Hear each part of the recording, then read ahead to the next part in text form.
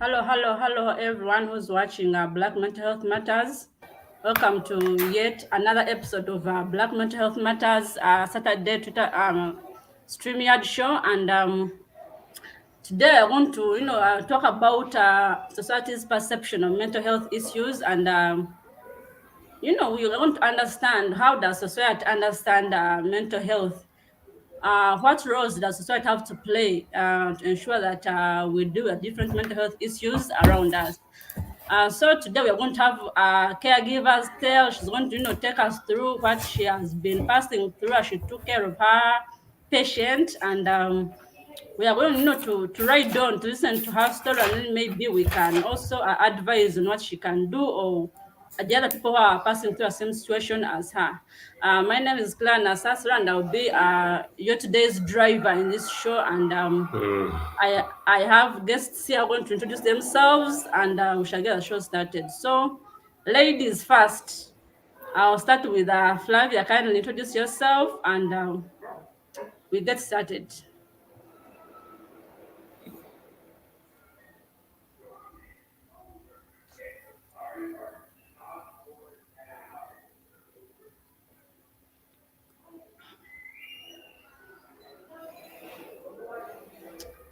Flavia, we can't hear you. We can't hear you.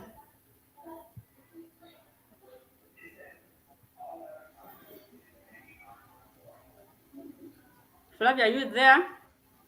Well, I think Flavia's dealing with the network. So, Rajab, I think you should go first. Introduce yourself, and then Paul comes next, and then Flavia will introduce herself as her network gets stable. Well, thank you so much, our host, Madam Claire Nasasira. My name is Rajab Ssentongo, a mental health worker. I'm very much pleased to be part of this today's discussion about mental health. And indeed, I'm very positive that we are going to share, and I'm extremely positive that we are going to learn from each other. Thank you so much to you, Claire. Thank you very much, Rajab, for the brief and exciting introduction. Paul, kindly introduce yourself, and Flavia is going to be coming back on, but Paul, take it up, and then Flavia can come on, and we get started. Good evening to you, Claire, my co-presenters, and dear listeners. Once again, good evening. I'm by the names of Paul Esheya Onwe. They are very unique names. In simple terms, people call me Paul EO. I'm a certified, international certified mental health professional. And because of my psychiatric training, mostly people call me a doctor. So briefly, I'm called Dr. Paul, and I'm happy to be here today to discuss this very topic. I hope to learn more from everyone that is going to be, discussing or sharing one or two things, even from the listeners. Thank you. Over to you, Claire. Thank you so much, Paul, for also that wonderful introduction. So, our guest has network issues, but she'll be coming on.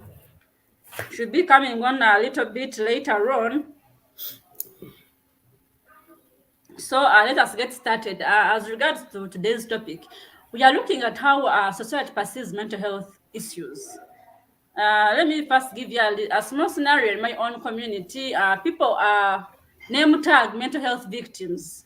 They call them these local names, or Limulalu, such things. You're mad, you're crazy, all those kind of terms. So, you as professionals, what do you think needs to be done to ensure that this name tagging goes off from the community, so that we can respect people's illnesses the way we respect the malaria, the typhoid, and all the other physical illnesses? I will start with you, Rajab. Well, thank you so much, our host, Claire. Of course, before we look at the community's perception about mental illness, mental problem, and so on and so forth, I think the most important thing is to know their knowledge about it. Because sometimes someone may comment about something depending on their knowledge. it may be very complex for you to comment about maybe anything unless you have a knowledge about it. So the community's perception depends on their knowledge about what they know about mental illness. And of course, to the lay person is to the person in the community, most of our communities, we believe they share the same behavior, they share the same almost everything. So we are seeing that our community it is perceiving mental illness in a different aspect.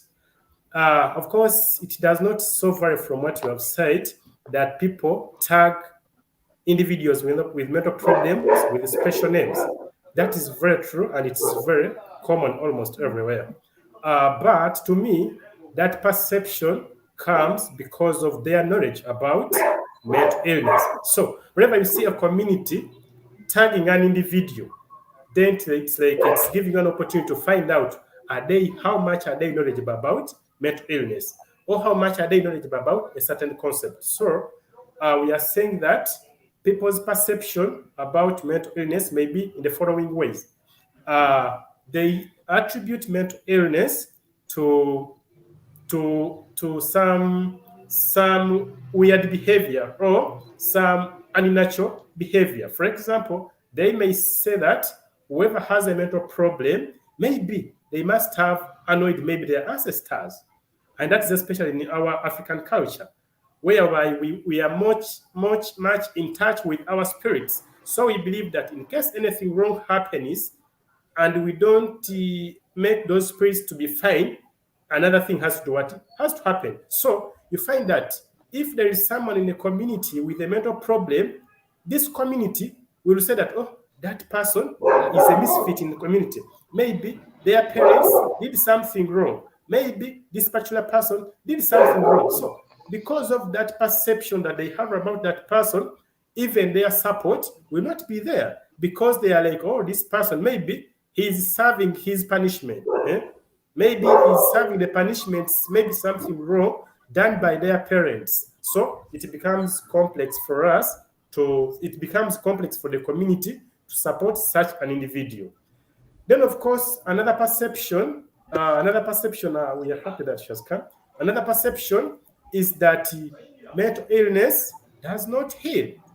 That if an individual has ever been mentally ill, they will never get fine. They will always be mentally sick. They should never be trusted with anything. They should never be trusted, maybe with marriage, maybe with any responsibilities in the community. And even when they come to speak to the community, sometimes they turn them down because of the community's perception that, oh, this one has ever been a mental client or is mentally ill, or in whichever they behave, they believe these people, they are not fine. Yes. Thank you very much, Rajab. Before Paul comes on, let us allow Flavia to introduce herself, and then we can proceed. Flavia, can you introduce yourself, please? Thank you so much, Claire, and sorry about that. It just got off when I was introducing myself. I'm Flavia Nassaka. I'm a mother of two, and I'm a daughter to a person having mental illness. I'm also a journalist. I've been doing journalism for I'm going to make 10 years next year. Wow, that's good. That's good. Yes, thank you so much, Claire. Thank you very much, Flavia. By the way, Flavia was my senior somewhere, so I respect her work. She's a great one that she does. So Paul, coming on, kindly take up the question on society's perception about mental health. What do you think needs to be done? Wow, Claire, thank you so much for this opportunity once again. And dear listeners, good evening once again. What do I think can be done? Well, like the previous presenter briefly analyzed and described the people's perception. In the past, there was a lot of stigma on people that have mental health problems. And there was also a lot of perceptions that has to do with Of course, there was no scientific explanations to what people go through. And not only that, people are perceived as people who are not fit in the society, people who are not able to function on their own. And not only that, they are looked at, just like you said in the beginning, that they are looked at people who are mad, if I may use that word, and that is exactly the term that they use. Even that was in the past. Then in the present, right now as we are talking, based on my experience as someone who rehabilitate and treats these guys, there is a lot of negative perceptions towards people that are struggling with mental health conditions. Number one is even beginning with the name tagging, like you put it before. And that is simply because they do not understand it. They do not actually understand a quarter of what mental health is all about, mental health condition. And that is why some of them bring their person to us, and some of them will say, no, let him be here for 1 year. Some of them can even, try to abandon them in the facility. But openly, with respect, we tell them this is not a prison. If if the person requires that kind of treatment, we shall recommend where that can be done, and in more appropriate way. So apparently, people look at their relatives or friends having mental health conditions as people who are not strong, people who are not strong enough. They are perceived as people who are cursed, people who are bewitched. There's a lot of things that happens in the society today. And even the people suffering the same mental health conditions look at themselves as people who are cursed, that they believe they are suffering generational curses. And from my experience and studies, and also managing these people, all these are myths. Myths, these are something or beliefs that are not true about these people. And going back to the question you asked, what can be done? What can we do? What can we recommend that can be done in order for the stigma to reduce and the negative perceptions or the myths that people are holding concerning, people with the mental health conditions? One, I would say that people are supposed to be sensitized. Sensitization is lacking. That is number one thing that can be done for this, to improve or for us to curb the negative perceptions about mental health conditions. Another thing that I would highly recommend, or another thing that can be done, is to highly educate people. People are supposed to be educated, but people who are also mental health advocates are very few. I'm happy that many young youth are coming out today. The elderly people are also coming up today. I was happy when I had a lot of, today we had some visitors coming to ask how can they come in to sensitize people in partnership with the institutions like the institution that I represent, that is Care First Recovery Homes Uganda. It's a rehabilitation center. When they came in, I tried to give them some, information on what we do, what we are seeing, the problems, and they were like, they were overwhelmed because many people do not actually know that there are many other rehabilitation centers apart from Butabika. Yet Butabika has got a lot of course, stigma. People think everyone that enters there, even as the workers, people even think we are all mad. So that is the number two thing that I think can be done. Again, another thing that can be done for this to, improve is we need to talk to people. We need to talk to people. those who are struggling with the mental health conditions, and those who are taking care of them as well need to be guided properly by the professionals, by mental health, professionals and specialists, though they are very few, most especially in Africa. Another thing that can be done, which I think can help very, very well in managing these negative perceptions towards people with mental health conditions and their relatives, is that key stakeholders are supposed to be highly educated. Stakeholders are supposed to be taken through training. And who's supposed to train them? Mental health advocates. Someone who is also well trained can train these stakeholders, because most of them are in different offices, but they do not know what to actually do. They don't even know the right languages to use when they are addressing the community members. You go there and begin labeling people. So stakeholders are supposed to be properly trained by mental health professionals, and by doing so, they can as well be, when they are in these small meetings or concerning policies and that are related to mental health, they can be able to say one or two things that can help, especially with the negative perceptions. Another thing which I think can be done is now for us, the professionals, the advocates, the counselors, and all other people in the categories of mental health specialists or professionals, confidentiality of our clients supposed to be paramount. Because in most cases, for example, I have rehabilitated many artists in our facility.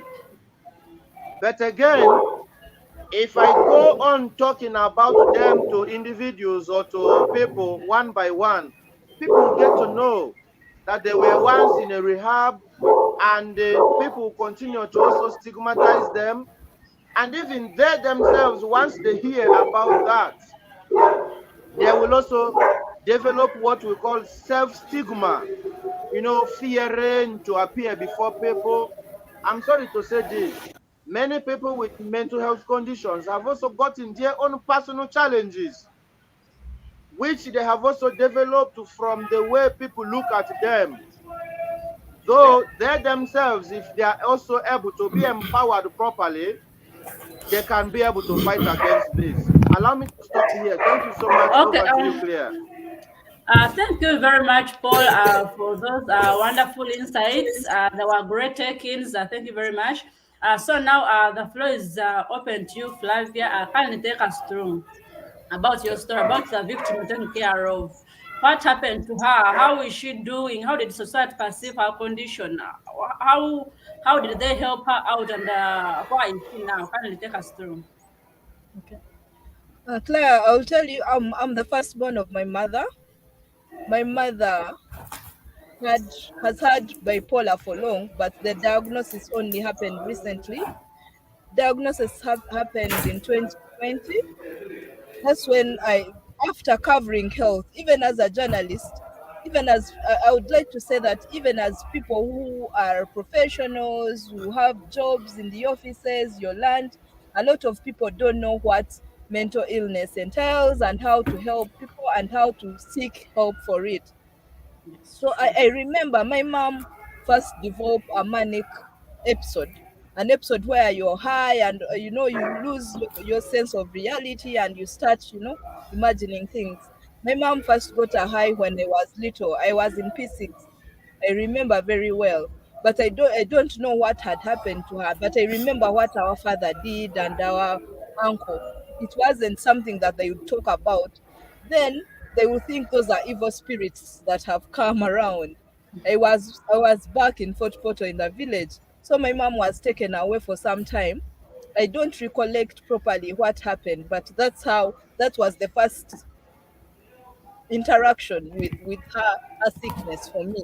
But then I couldn't make sense of it. So in senior four, she got another high. then still I was still in school, I was still small. But when in senior for the first time she got sick, she was taken somewhere. I don't really know where she was taken.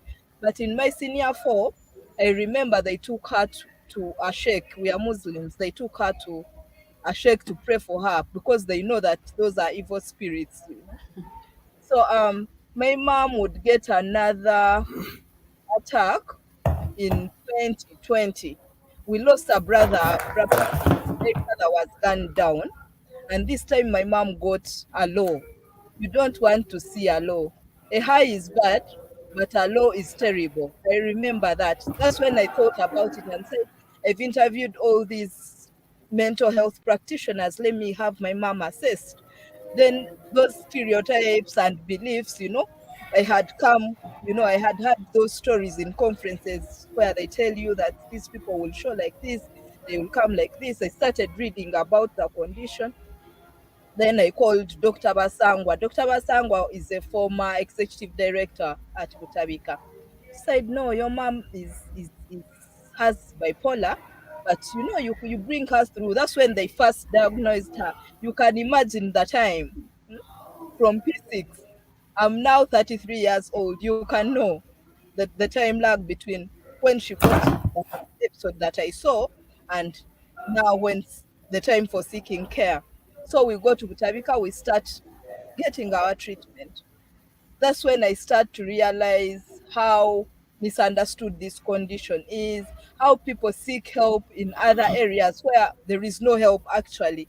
There you get, you know, these psychiatric problems. It's your mental feeling. How do you feel? Because it's when she would go to the sheikh, they pray for her, she gets better. But after some time, but then that wasn't treatment. Even the other time when she got the condition, I don't know what happened, but she got better for some time. So that's the kind of ways we have been living. My mom gets an episode and then gets better, but it takes time to get an episode. Finally, you said dealing with stigma and all that. We have had that first time. Even within my family, my nuclear family, my brothers, when I first said I would take my mom to Butabika, you know that feeling, that name Butabika has. Some of them, they said, no, our mom would get better. She's grieving, you know, she has just lost her son. You- hmm, all kinds of stories. They were hesitant to take her to Butabika, and herself, she, yeah, you don't, as a person, it's hard for you to, because you've lost your mental wellness, it's hard for you to know that now I'm sick, I need care. It's your caregivers who can identify the condition and then, you know, they seek care for you. I took my mom to Butabika. I remember I stay in Imperere, if you know Imperere. I drove to Butabika, but I didn't get a word from my mom until they get at Butabika. And after convincing her that she will not see the doctor from the ward, because I'm a journalist, I got that privilege that we went and saw the director in his office. But people, the experts on the show will tell you how the conditions at Butabika. It's a 200 bed facility, but there are thousands of people there. Even in the compound, you see people. Then my mom asked me, do you really think I'm like these people? You see such questions, they are depressing. Even you, a caregiver, you can, that can take a mental toll on you. But because I am aware, I'm informed of what, you know, I took my time to read about it. I took my time to understand how these people behave. And that's why I decided to speak out. Because even other people will not speak out that my mom battles a mental illness. They see it as something that, you know, causes shame and all that. But me, I think by me speaking out, some other families learning from me. But yeah, the problem of stigma is real. And my mom keeps, whenever she gets an episode, she said, ah, but for you, you have since declared me mad, you know. She also has her own self stigma, but it's upon me. I try as much as possible to get her different options. For instance, when I saw that she was kind of not happy with Butabika, and then Dr. Basangwa has retired. They had created that rapport. I said, now what am I going to do with my mom? When we went to the facility, there was a younger practitioner, and they didn't get along. Old people, once you have an old person in front of you, you think they understand you better. So I had to look for a better for another place, not a better place, sorry, another place that could offer me that service. Now I seek care at Lakeside Hospital in Tebe. It's a private hospital. It's quite expensive, but it has really good care. She's now being taken care of by Professor Segane Fred. And with mental illness, it's beyond going to the hospital and getting an injection. It's beyond that. You have to create a relationship with your health caregiver. So at any time we can call Dr. Professor Segana and tell him, now mom is like this. And herself, she has now learned to know that, no, these children have annoyed me. This issue has annoyed me. She calls the practitioner directly, and that has kind of helped me. But how many Ugandans would have the privilege of knowing that there is even a hospital called Lake Hospital in Entebbe, and there is this place? I'm told psychiatrists are only 52 for a country of how many? We are almost 50 million people. We are 47 something million. So those are the challenges that we face. As a caregiver, you can also get depressed yourself, because sometimes I get depressed. For instance, when you have to swallow medicines for a long time. My mom is on antidepressants. She has been on since that time when we were diagonized. Sometimes she drops off, she drops back. You have to keep awareness has to continue. You keep talking, you keep counseling, it's a continuous thing.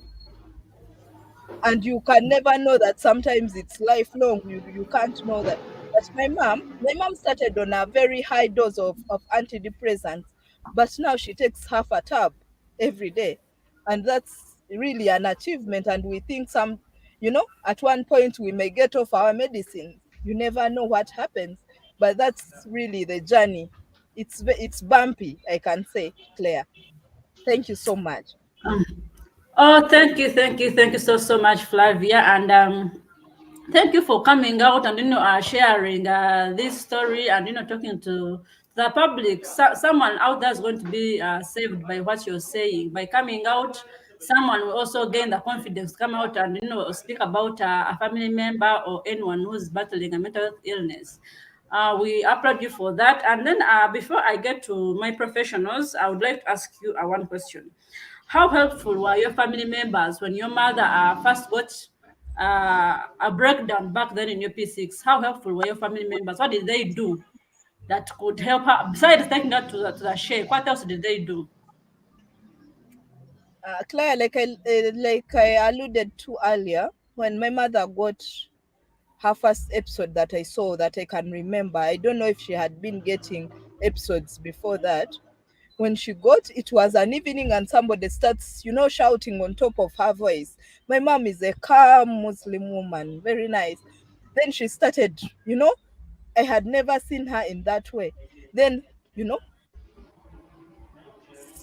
Obama, I don't know, people saying as if they are keeping some secret, they are sharing something very sensitive, which they didn't want us to know. I don't know what they were sharing. I don't know where they took her. I highly suspect later I started probing what could have happened. And I'm sure that maybe they could have taken her to a healer.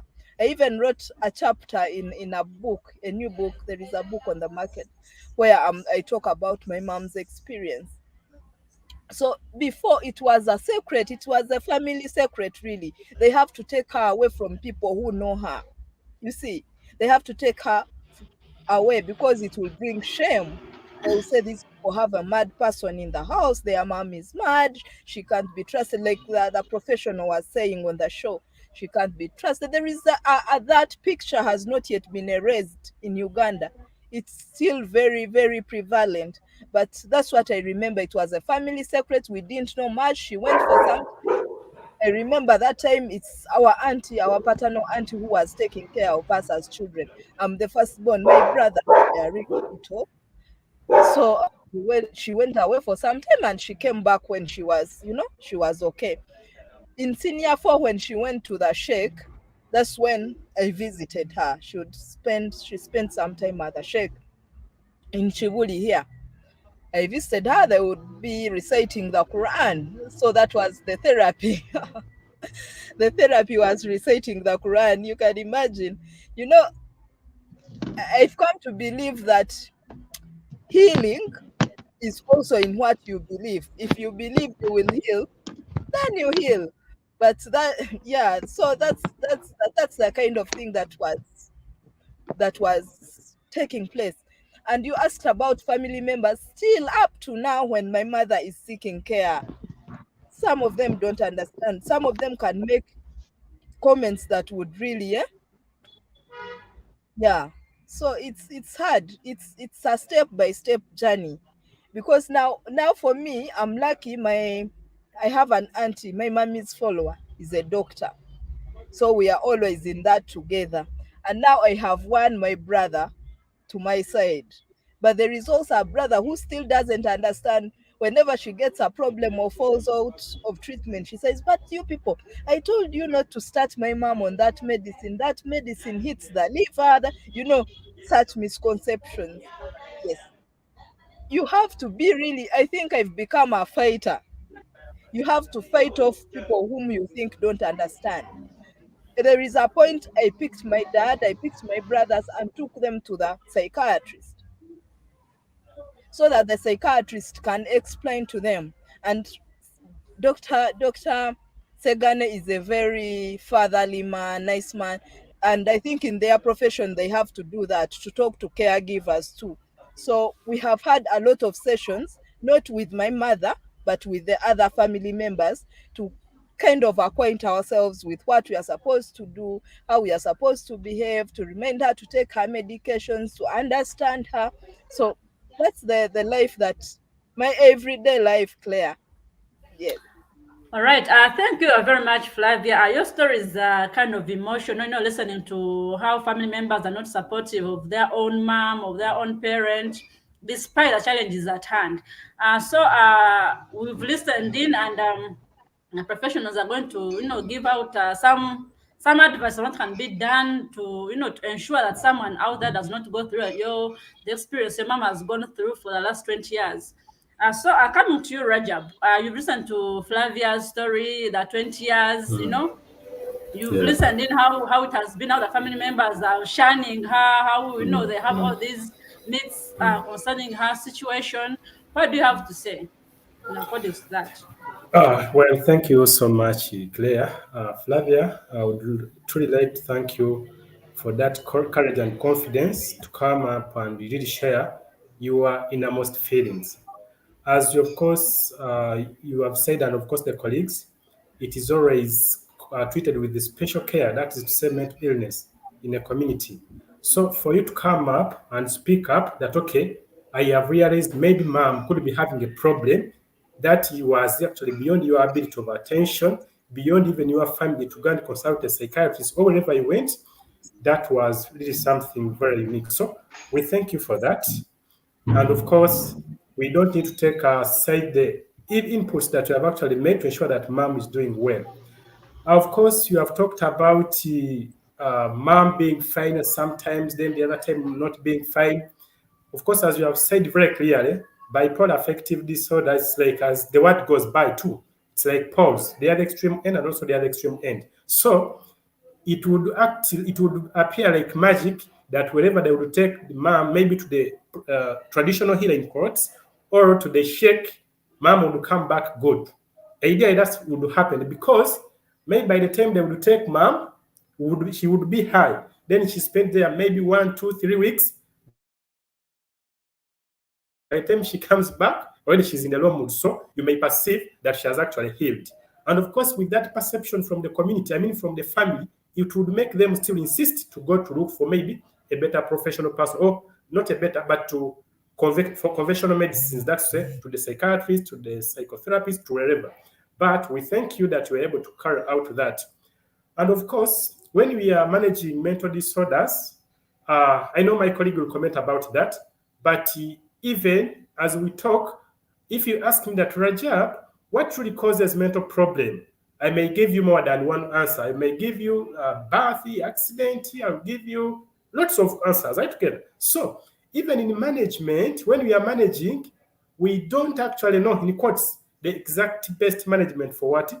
For mental disorders. It's not like malaria, whereby you go to the laboratory, they say, okay, there is this parasite, or you have maybe typhoid, then they give you medicine specifically for what? For typhoid. That's not like mental illness. So in management of mental illness, we use multiple therapy, or we use multiple treatment. That is to say, you have to go to the psychiatrist, you have to get to an occupational therapist, you have to involve the family, you have to involve the community. So it is a collaborative effect. Then if we see our person getting better, then we thank everyone who has participated, because initially we didn't know what was the exact cause, and at the same time, we may not know the exact treatment for what? For the mental problem. So the mom or the family going to the sheikh, going to the traditional healer, ideally it is acceptable, but provided you are also you are also going to the medical facility, whereby you go and get medical treatment, then these ones come in as supplementary treatment.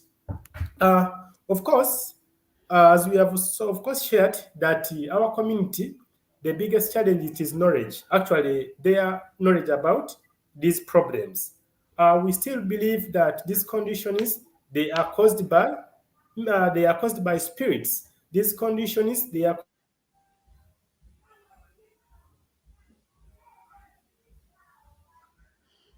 Well, I think we've kind of lost Rajab. maybe someone did something wrong. Okay, he's back. Okay. Oh, sorry. Proceed, Someone was please. calling me. Proceed. Yeah, sorry. I was saying that our current perception is that we perceive that these conditions they are caused by something wrong, either done by an individual as a client, or maybe they are biological generation. That is to say, their grandparent, maybe their mother, so on and so forth. But ideally, with mental problem, it is actually not caused by those, as we have said. So our community needs to be much sensitized. I'm very grateful if I have interactions with Claire as hosting us, and of course giving a very big platform to people to listen, such that maybe they can do more consultation concerning this. Because for some years back, maybe 10 years, maybe 20 years back, such platforms were not there. You'll even find that within the community or a hospital, to find just a mental health attendant, it's rare. So what we have to do, let us utilize all these platforms to ensure that we do what? We inform the community, right together. If you could find that, okay, for you are somehow knowledgeable about something, but still you have that perception that maybe the problem might have been caused by the demons. How about someone who is deep in the community, in the village? How can they perceive that? So what we are looking at, let us ensure that we involve much the community, and also to those that have come to stand to speak about mental problem, as our sister said, Flavia, let us actually not demoralize them. Let us maybe support them, of course, in our abilities, right together. Supporting may not mean financial support, even just a word that thank you for attending to your mom. That is a support. Because as she was narrating to us, I realized that, of course, she was becoming very emotional. Not that because she was angry about the community, but of course, she was also tortured. So we as professional people, we need to identify these individuals, we need to identify these families, and we give them professional support such that, one, they can at least give the best attention to their loved ones. They can at least, if they are the individuals, they can actually seek appropriately medical attention. Of course, for the stigma, it is actually very high. You are lucky that for you are living in Kampala, unlike we who can live from the village. But for you who is in Kampala, the stigma, at least people in towns, they are somehow knowledgeable. But of course, the fact remains, people have stigma, or they attribute mental problems with something. You may find that it becomes hard for Flavia to have a man, or for a sister to Flavia to have a man, because the community knows that their mom got a mental problem, right together. So it becomes very complex. even for you to speak out, that, okay, maybe my mom has a mental problem. You also look at the individual consequences that will come to you. If I speak out, well, what will my friends say? If I speak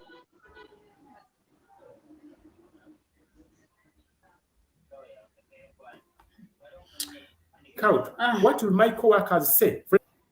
Sorry about that, my dear. So you find that because of the fear of the stigma, we tend to keep ourselves quiet. But the more we keep quiet, the more the problem becomes bigger. As she has narrated, the problem started when mom was in primary. I mean, when Flavia was in primary, but they got to get the best attention after almost 20 years. If they had spoken out a little earlier, maybe even interventions would have been made earlier.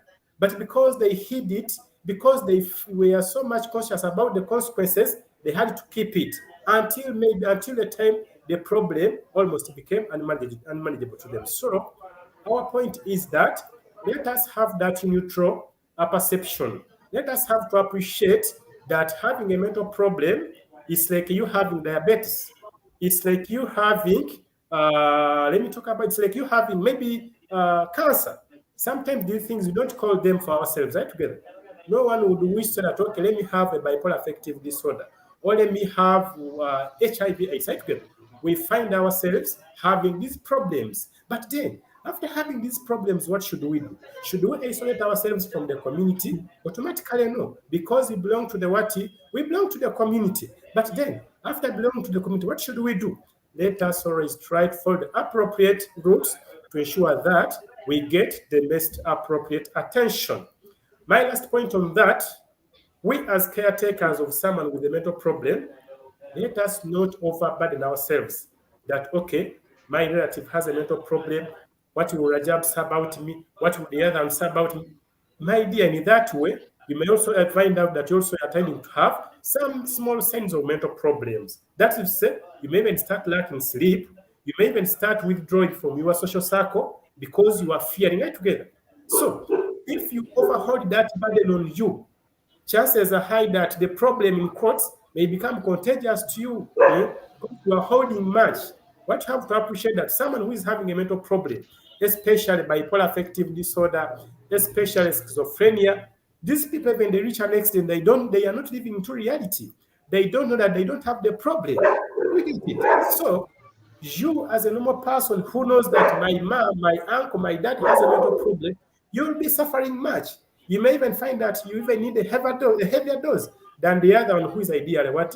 A client. So as we have these people, let us not take it as a self-blame that we having someone in our family with a mental problem. It is a blame to me. Maybe Rajab didn't do something wrong. Maybe I should have done that. No, it just came at the right time. So you should also handle it at that very time, but not carrying the bigger burden to yourself. Otherwise, you may also lose your mind.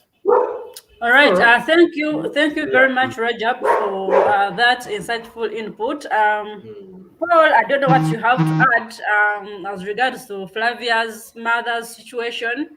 You've had a story. You've had the stigma that has, come up because of her situation. You've heard how the family treats her and all that has come about. What do you have to say? Thank you. Thank you, Claire. Rajab, thank you so much for that wonderful input. And a very big thanks goes to Flavia. Flavia, you are a great fighter. And I want to appreciate you in a very special way. You are a very kind caregiver. You really loved your mother and you really offered your best, and you are still giving the best that you can to the best of your knowledge. I want to appreciate you, and I really pray that people who are listening to this conversation can pick a leaf from what you've shared, can understand that mental health conditions can be properly treated and managed, though some of them are not curable, but they can be properly treated and managed, most especially with this condition that you've raised. I know the severity really intensified on your mother simply because of It could have been maybe because of lack of knowledge those days, or maybe fear.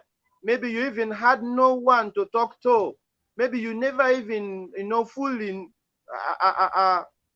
understood what she was going through. You thought maybe it was just something that can also be, outgrown, like some other people interpret mental health conditions today. So I really thank you so much, and especially for taking initiative to go to Professor Musisi. He's one of my mentors. I really, when you talk about him, I know that the place you took him, and we actually near him as well. Where you took him was is a very professional place.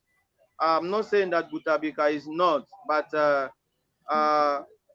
Professor Musisi does the right thing, and I believe your mom will be well.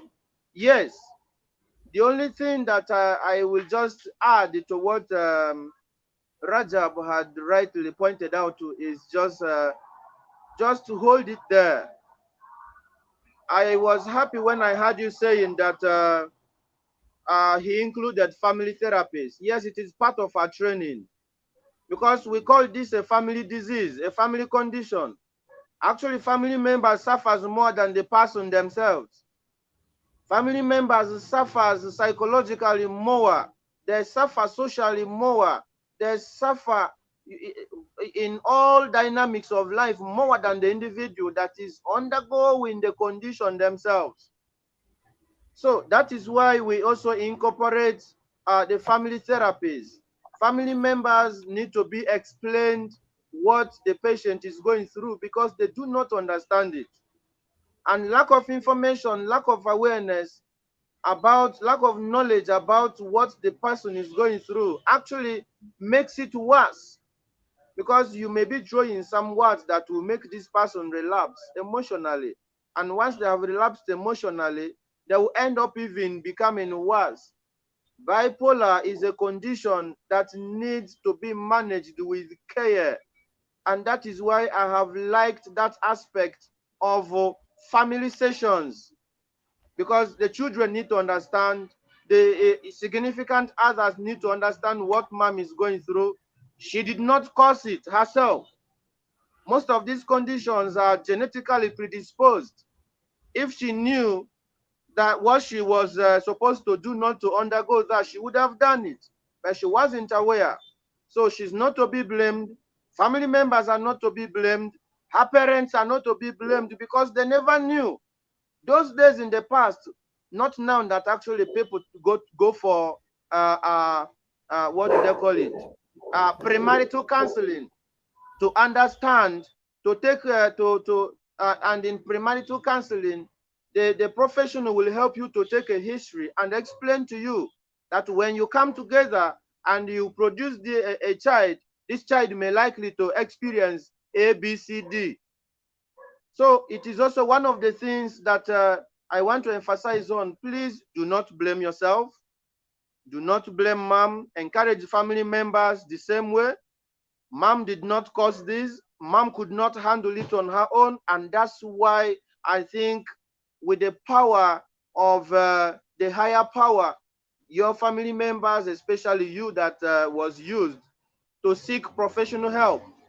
And what I can add to the dear listeners here is that whenever you see something that is not, that is different from the person's behavior, seek early professional help. Consult people. Do not die. Speak out. Speak up. You are not alone. There are many thousands, millions of people who are actually experiencing the same thing. Once you've stopped sleeping well, you've started becoming talkative. Talk to people. And that is what I'm also adding to that. Talk to people around you. People run to spiritual leaders today.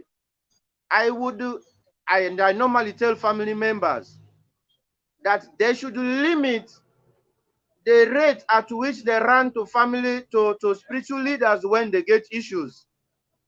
They should run to professionals, people who are trained to handle that. Many pastors today, Many spiritual leaders today are becoming their own mental health practitioners, and they end up confusing people and making it worse. I liked one thing that Rajab pointed out, that we use different approaches, the multimodal approaches. And the inside there, we have the pharmacological approach. I know God, as you understand him, because I understand we have Muslims here and the Christians. God, as you understand him, helps those that help themselves. There are certain things that you have to, first of all, go swallow medicine before the Allah comes in to help you, before God comes in to help you. But some people believe that no, this is just, I was bewitched, I was cast. It is a spiritual attack. Let's pray. The person will get better. Just like Rajab pointed out when he was presenting, that your mother, whenever she's taken to Sheikh, she would get better, because this comes in different forms at different stages. She would have relaxed. Simple stress can trigger this. And in that place, she was relaxed and all that. And people around her would think she's now okay. Yet she wasn't. It is not a treatment at all. Though, yes, we believe God heals, but God helps those that help themselves. So limiting how we rush to people who are not professionals, people who don't even have knowledge of what we are going through, can as well help in this. And once again, Flavia, thank you so much for being a great fighter. Continue fighting. You are not alone. There are many who are into this, and your support can, prolong the life of mom, and the knowledge of this to family members as well can as well support her, and she will live longer. I see the hope that you have. I pray that the hope also increase and the faith increases, and those who are listening will understand that there is hope. There is hope. If you are struggling with any kind of mental health conditions, do not lose hope. Believe and consult the right professionals that can be able to incorporate the medical part of it and also psychotherapies. Thank you. Let me stop here for now. Thank you very much, Paul, for that wonderful insight. It was very, very, very good.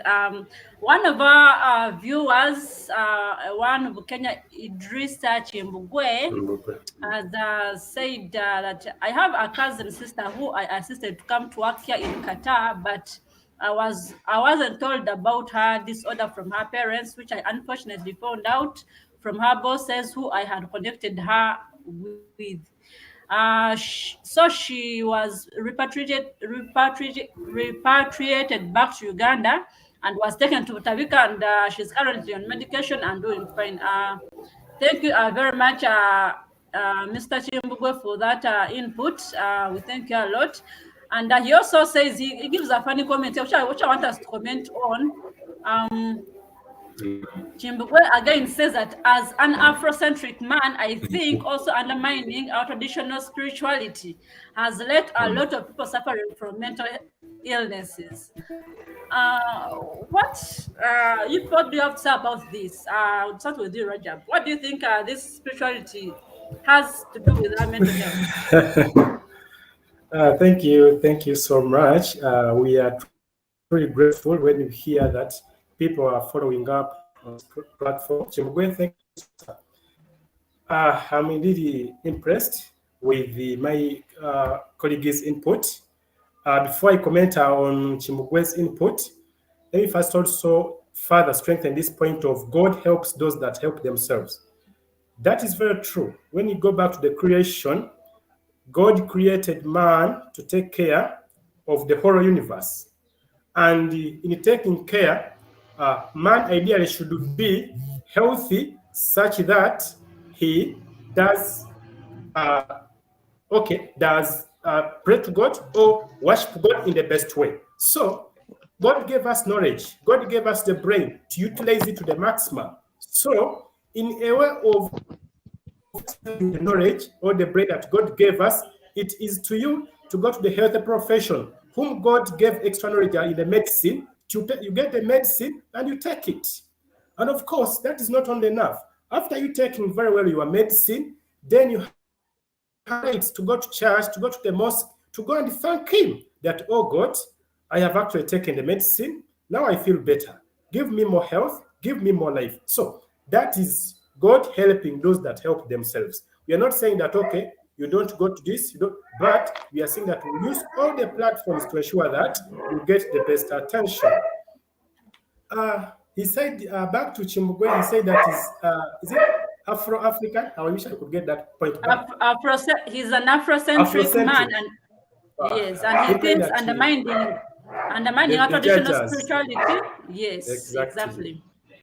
Of course, it is very unfortunate in quotes that in the medical field, when we are treating, we don't say that this one has come with the judges, so let's take him to the shrine. No, for us, you come with all your features, whether you are making noise, whether you are eating snake, whether you are drinking paraffin, we shall treat you medically. So after we giving us your medical, after we giving us the medical attention, of course, we give you all your rates of going to do what, to go and get the assistance from the judges, wherever. However, you may find that those that said that maybe you are not respecting our judges, that's why you are getting those problems. Yes, it could be true, but as Paul said it clearly, that these conditions, they are always genetic. You will find that in the third generation or the fourth past generation, our great judge or great parent had a mental illness.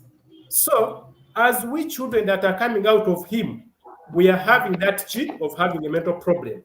So you may find that after maybe like 100 years, we are presenting the same way as our great parent presented. So that's how it correlates. However, there is no clear cut that, okay, these things could be caused by judges. Right together, idea medically, it may not be there clear that these things are caused by judges. However, as I've explained that these things are genetically transmitted, you find that this person is predisposed or is prone to having a problem because their grandparents had the same problem. We are not ruling out or undermining any culture because we respect each and everyone's view. But what we are giving according to the text, according to the literature, according to research. Of course, we also believers. We also go to the mosque. We also go to church. And when they pray for someone, they say that demons go, demons go. We also say amen.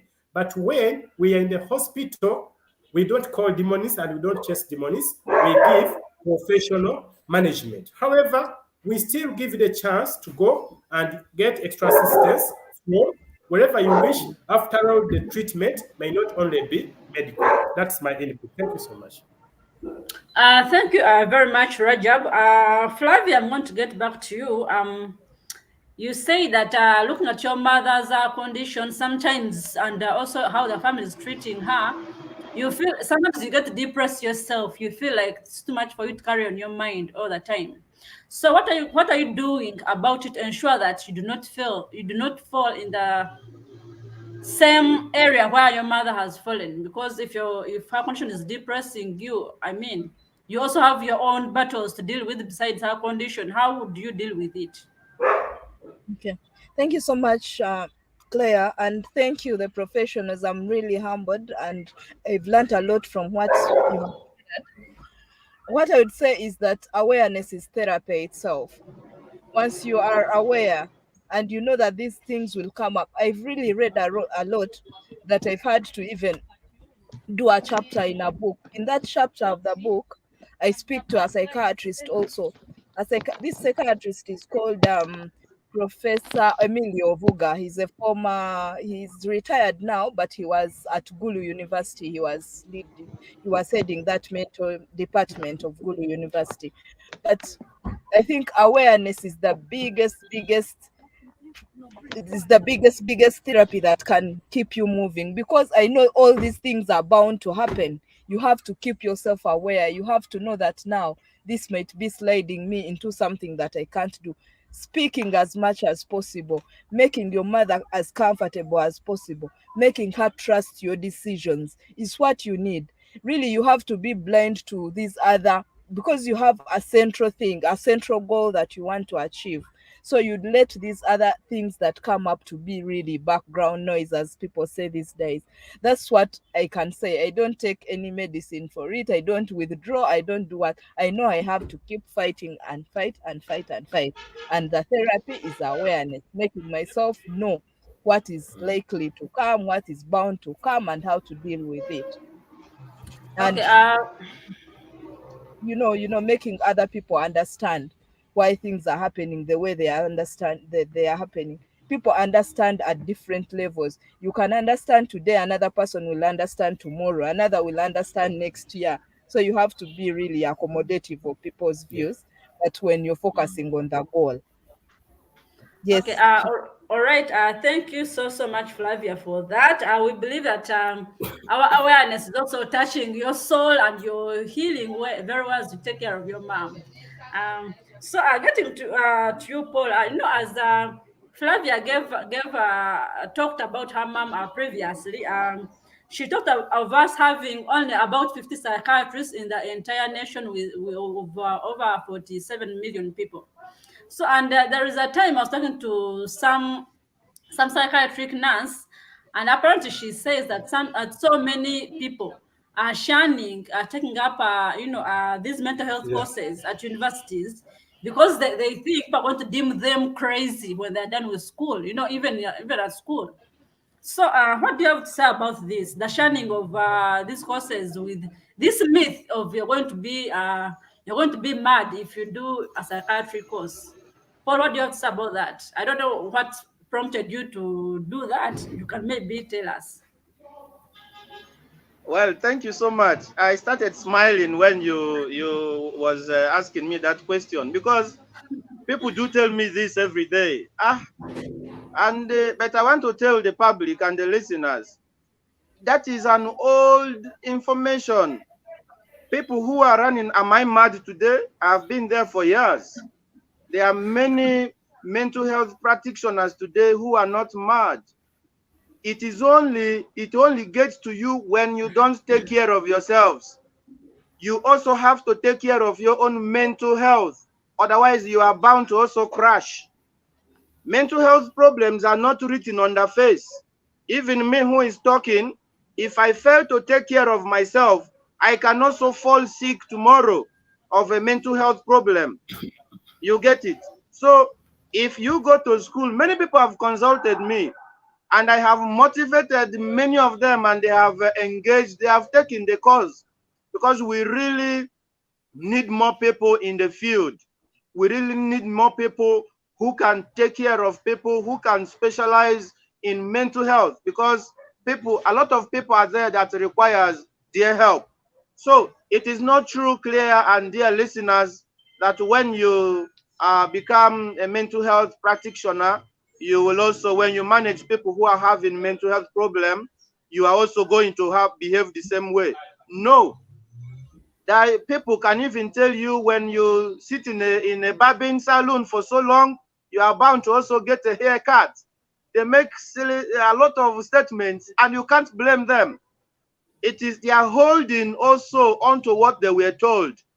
So that such people, or people who are holding such perception, need to let go of that and incorporate new information. The only thing that I will recommend is that people who are dealing with mental health conditions. Oh God, my phone is switched off. Oh. So I think Paul has gotten issues. Kindly Rajab add on what regarding the question I asked about the myth of you having psychological issues if you do Yeah. a course in mental health. Well, thank you so much. It is very impressive. I started by questioning him what induced him to do mental health, whichever he did.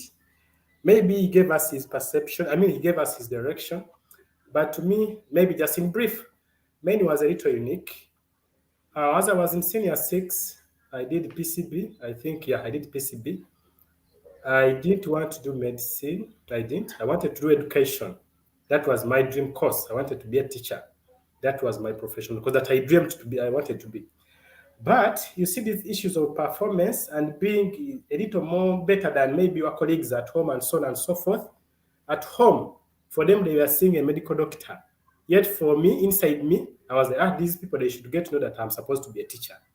So when that time came for filling in the job form and so on and so forth, my first choice, my career, I put education. Then I put other courses, so on and so forth. And lastly, I put mental health. By God's mercy, on the negative side, they actually gave me mental health. So that's how I got into mental health as a profession. But then I found it very, very, very good because even after me doing my first semester at the college, I got to perceive that there are lots of myths concerning mental health.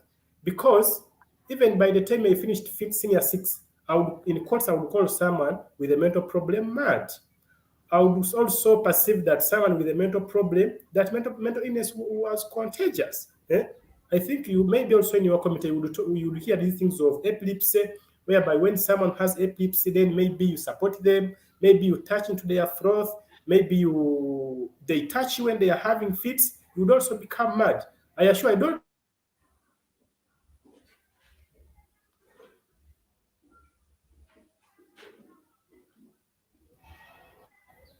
Do you get me? Do you get me? You're back now. Please proceed. Please proceed. Please proceed. You're back now. Yes, we can hear you. Yes, please proceed. Is it fine? Is it fine, Flavia? Is it fine? Thank you. I was saying that after going to school, I realized that whichever what we are perceiving in the community, it was truly different from reality.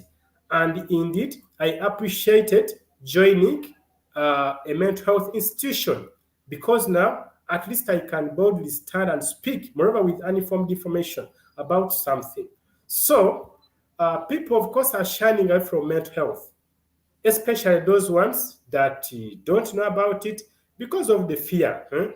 Indeed, there is that fear that if you are close to those people, you are also more likely to become one of them. But as our colleague said, ideally, you cannot become one unless, of course, you are predisposed. Because as we said, these things are genetical. If your parents have the problem, or if any of the family members had, it means that you're also at a risk altogether. But it does not mean that you'll have the problem. It just puts you at a risk. It's like having someone in the family with diabetes or with the high blood pressure. You may not get sick, but you are at high chances or you are at a certain percentage prone to having the problem. So those that are shunning away from maybe doing mental health related courses, it would have actually been their golden opportunity to realize their ability. And if maybe they were prone, they would get to know that, okay, since now I'm prone, this is how I should do, this is how I should behave, this is how I should do, so that I protect myself against having a mental problem. So my stand is we encourage people to go and do these courses, one, to benefit themselves and also to serve their community. As our sister said, she's serving her mother, she's serving her community, even when she's not a professional from that field. Now, what if she had gone and studied maybe medicine and maybe she's a psychiatrist? How best would she be serving? So I encourage people, let us not shy away from this, let's not run away from these courses. They are good courses.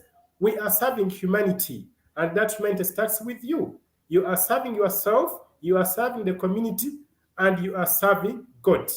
Let us appreciate that these are unique people that the community perceives differently. So if touch someone's life with that condition, I assure you, you will not only have people's prayers and blessings, but indeed, even the Almighty God will be much pleased with you. Conclusively, Flavia, we are truly grateful And of course, she talked about how best you could assist yourself. I know you are getting the best attention, but don't ever encourage yourself to have too much stress. Don't ever encourage yourself to have too much stress. When things are not working out well to you, you are not alone. You should get someone closer to you to talk to, or even when necessary to take medication. Of course, when you talk about medication, not meaning pills for mental problem. Even it could be just a paracetamol, it could be Panadol, it could be amoxicillin. So get always your health attended to, get always your physical health, your mental health, everything, attend to it. I assure you, you will live a better life. Thank you so much. Thank you very much, Rajab. Paul, thank you for coming back. This question is going to go to you from Bukenya Idrisa Chimbwe. He says, when I was still in high school, I made wrong choices that led me to steal, and one time I was caught, and the community almost stealed me in a mob justice. I was saved by the police and was booked by law and locked up for my crimes, but after suffered from PTSD, which made me very violent and suicidal. Am I mentally unstable? Paul, I can respond to Chimbwe. Well, thank you so much. Before you say that someone is mentally unstable, you need to assess that person. So for me to say whether he is mentally unstable or not, Chimbugwe need to be properly assessed. Based in, he might be even tagging himself that he suffered post-traumatic stress disorder. Because if he really suffered that, indeed he should have gone for some treatment, because it is a condition that as well requires a thorough and very critical mental health treatment medically, to first of all help you stabilize mentally, and now psychotherapy comes to play. So I would not really say yes or no to that question, but I can imagine what he went through. One thing that I can say from his statement on his submission is that people in the force actually are supposed to be properly educated. There are people that are not supposed to be taken to prison. There is no one that commits a crime without having some, forces around them. That is what we call sociopath. That thing before I commit a crime, it did not begin that day. I did not wake up and steal. I started suffering long time ago. And that is what people in the force should look at. Sometimes because of some people that we handle in the government, we go to the prisons and we share with them. We give them some of these informations. Most of the people who are in the prisons today are supposed to be taken to mental health rehabilitation center. I agree with them when they say that prison is also a rehabilitation center, but then the treatments are not holistic. The treatments are not complete. That is what I mean. When they are taken to a rehabilitation center not labeled prison, they get more help. Yes, you can keep them there for a while, but don't let them go back to the community without referring them to a proper holistic rehabilitative centers that can properly put them in order. Otherwise, they will go back and they will become a hardcore criminals. They will commit more crimes in the societies. I wish they follow them up and they would know what happens. So they suffer. They also live when they have traumas, which if they don't also take care of them, they will continue to commit more crime. So this gentleman must have suffered, but he started suffering socially. Sociopath. So we call them sociopaths. Suffering socially. There was no food probably. They were bad friends. He was not socializing with people, which should have been, managed from the social level. And that problem continued without it being managed. He went into the psychological suffering, the psychopath. And before you know it, he was not able to reason appropriately that if I steal, police may arrest me, I may be taken to prison. So the mind wasn't working well. So he was actually suffering psychologically. So that gentleman should have been taken to a psychologist first, probably a psychiatrist also, and the team would have managed this gentleman, or even to a counselor. But then, okay, they have some counselors in the prisons, but then that is not enough, because even the training they go through when they're inside there, I call it training. That reformation, that is what we call apparent conditioning. In most cases, punishment doesn't help. You make the situation worse. The person comes out with a lot of resentment.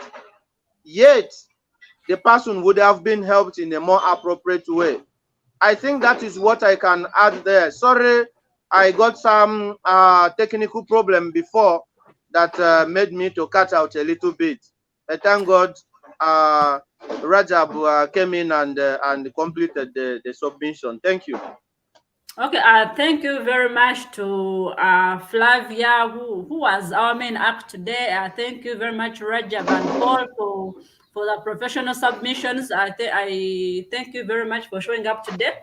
So we are coming to the close of today's show, and at this juncture, I request you to give your parting shots as we close. So, like we started, let me give Flavia a chance because she has been quiet for some good time.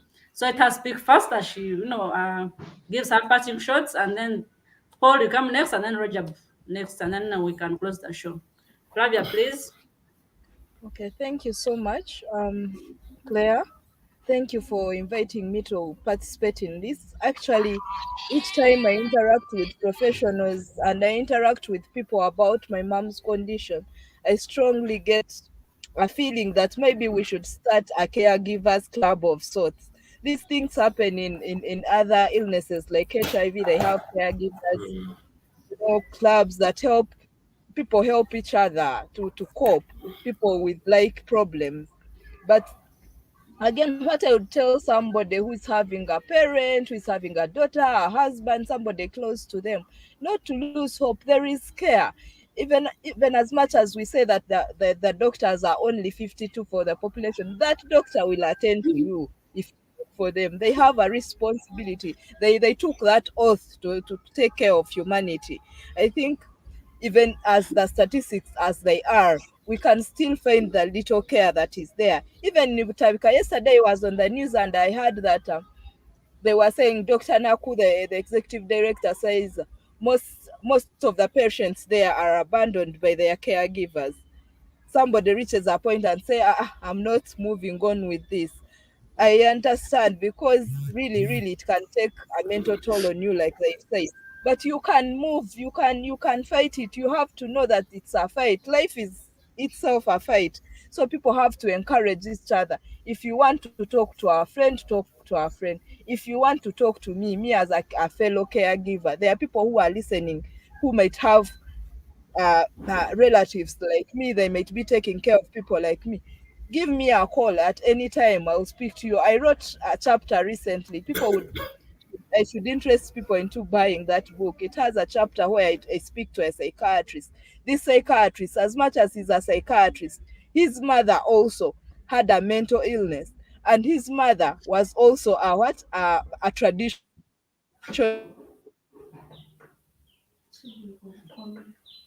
Well, I think Flavia has got some issues. Rajab, kindly give your closing remarks. Thank you very much, Claire, my colleague Paul, and our guest, more of our guest Flavia. I thank you all. In a special way, I thank the audience that we have had today. We are indeed very grateful. Wherever we bring such platforms, then you get to know that people are listening.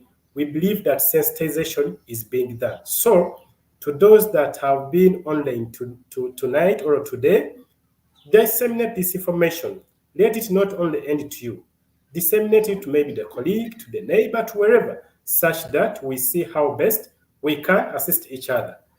I'll conclude by saying, in whichever that we go through, let us not forget that there is someone that is taking care of us. That is God. Whether you are sick, whether you don't have what to eat, whether this and this, remember, God is in charge of whichever that is happening to you. So I encourage you, in whichever that we are doing, let's do it appropriately, but then let us not forget God. Because as of course we have interacted, we have realized that as we are talking, we are zeroing everything to God, that maybe we should pray to God. Maybe so. Those that are having mental problems, those that are having any stressors and so on and so forth, let us not forget that aspect of God. And also, let us not forget to consult our professional people. We assure you, we are available to support each other. We are available to ensure that we become a better community. We become a better community that is willing to not only support ourselves, but even to support those spotted individuals that could be having mental health related problems. So thank you very much once again, Claire, for hosting us. And indeed, it has been a pleasure being hosted here. And of course, I believe our communication will have an impact, even when it will be very minimal or very negligible, but still it remains an impact. Thank you so much. Have a blessed evening. Okay, thank you very much. Paul, you're next. Can you give your parting shots as we end today's show? Claire, thank you so much for inviting me for this show. And thank you, Rajab and Flavia, for your sharing, your contributions. I believe I've learned a lot from everyone. And I would conclude by saying that mental health conditions can be treated. Mental health conditions can be properly managed. I will also add by saying that there is hope. No matter what you are going through, just know that you are not alone. Come consult professionals. We are readily available to listen to you. For example, come to Care First. And I want to say this, Butabika is not the only mental health institution in Uganda. There are many private institutions. Flavia finally took her mother to Lakeside. Care First Recovery Homes Uganda is also located in Entebbe. The professionals, certified professionals, are 24 hours there to listen to you. For the listeners, check this on website. You get the numbers to call, and you will always talk to someone. Not only that, I want to also echo that, which I have said before, you are not alone. This can be properly managed. It is not yet late. Come through, consult, and you get the best help that you need. Thank you so much for listening, and thank you for inviting me once again. Have a good evening to all of you. Okay, thank you very much, all of you. I don't know how much I can thank you. Maybe if I had a bottle of soda, I would have, given to each one of you to have a sip. I appreciate, like, this session has, of course, we have had issues since we began preparing it, but I'm very much grateful. Today, the issues were there, but they were very minimal, and the show was able, to go forward. Paul, I thank you very much for, making it happen. As well as Flavia, thank you so much. I don't know if you have anything to give us, maybe as you got off as you're giving your closing remarks. I don't know if something had remained. You could probably give it to us, and then we could end here. Okay, thank you so much, Claire. I hope you're getting me. Yeah. Really, what I would say is to thank the professionals who were on the show today. I have learned something from you. You have given us more courage. I know other people are listening in and they are in a situation that I am in. Each time I speak to a professional, be it a counselor, be it a nurse, be it I get more courage. I get to know that, me, I might be having a person who has bipolar. There are people who have cancer that is continuous. There are very, very many complications that people are dealing with. It's very important that we have a social network. I'm going to add you, if you allow me, on my social network list. That will be very helpful. And also, I'm requesting Claire, if at all anybody who has been listening in wants to get in touch with me for really peer-to-peer knowledge sharing as lay people, I'll be so interested in helping, or I'll learn something from them too. Thank you so much, Claire, for the time. Thank you for hosting me on the show. Okay, I very much appreciate, and also, yes, please add us the social network. We love socializing. Like we said earlier on, I and Rajab and Paul are going out. Maybe you could join. Maybe you could join in, since Paul did not have some. Maybe you could join in, and we're gonna socialize. I very much appreciate all of you for being here today, and we shall see what happens next time. Maybe I can also have you on the show to discuss a different topic altogether. So from me and the Black Mental Health Matters community, would like to wish you a good night.